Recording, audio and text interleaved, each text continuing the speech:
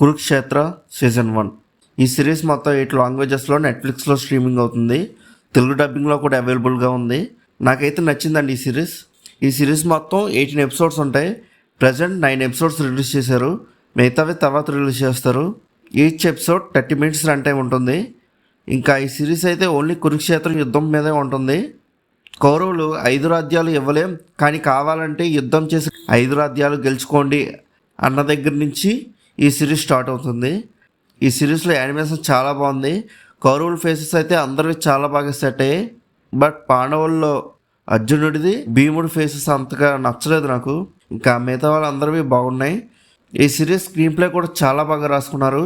ఎలా అంటే బ్యాక్ స్టోరీకి వెళ్ళి ఇప్పుడు జరుగుతున్న సిచ్యువేషన్స్కి కారణం చూపించి మళ్ళీ యుద్ధం జరుగుతున్న సీన్స్ చూపించడం అనేది నాకు బాగా నచ్చింది.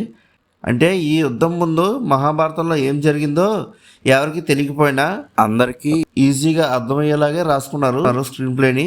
సిరీస్ స్టార్టింగ్ నుంచి ఎండింగ్ వరకు మంచి ఇంట్రెస్టింగ్గా వెళ్తూ ఉంటుంది. మధ్యలో ఒక 5th ఎపిసోడ్లో అనుకుంటా కొద్దిగా బోర్ కొట్టింది నాకు. ఆ ఎపిసోడ్ అయిపోయాక మిగతాదంతా చాలా ఇంట్రెస్టింగ్గా వెళ్తూ ఉంటుంది. ఈ సిరీస్లో మెయిన్గా అభిమన్యుడి క్యారెక్టర్ అయితే చాలా బాగా రాసుకున్నారు. అందరికన్నా అభిమన్యుడికే ఎక్కువ పడ్డ ఎలివేషన్స్. చాలా డీటెయిలింగ్గా చూపించారు క్యారెక్టర్ని. చిన్న డిసప్పాయింట్మెంట్ ఏంటంటే అభిమన్యుడికి సంబంధించిన ప్రతిదీ డీటెయిల్గా చూపించారు, కానీ ఒకటి మాత్రం చాలా సింపుల్గా చూపించారు. అదేంటంటే అభిమన్యుడు పద్మవ్యూహం ఛేదించేటప్పుడు పద్మవ్యూహం మధ్యలోకి వెళ్ళాక చాలా బాగా చూపించారు. బట్ పద్మవ్యూహంలోకి వెళ్తున్నప్పుడు మాత్రమే చాలా సింపుల్గా చూపించారు.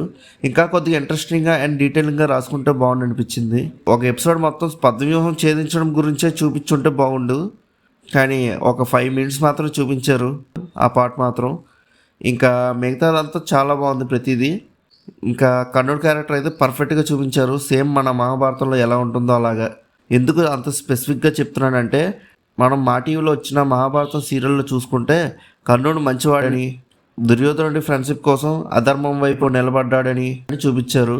అంతేకాకుండా మొన్న రిలీజ్ అయిన కల్కి సినిమాలో కూడా కర్ణుడిని హైలైట్ చేశారు. అందుకే ఎంత స్పెసిఫిక్గా చెప్తున్నాను. ఈ సిరీస్లో మాత్రం కర్ణుడి క్యారెక్టర్ కరెక్ట్గా చూపించారు. ఇంకా ఈ సిరీస్లో ప్రతి ఒక్కరి డబ్బింగ్ చాలా బాగా సెట్ అయ్యాయి. బీజిఎమ్స్ గురించి మాట్లాడుకోవాలంటే చాలా బాగున్నాయి.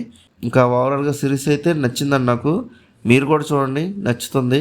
ఐఎమ్ వెయిటింగ్ ఫర్ మిగతా ఎపిసోడ్స్. ఇంకా మీలో ఎవరైనా ఈ సిరీస్ చూసుంటే మీకు ఎలా అనిపించిందో కింద ఉన్న కామెంట్ సెక్షన్లో చెప్పండి.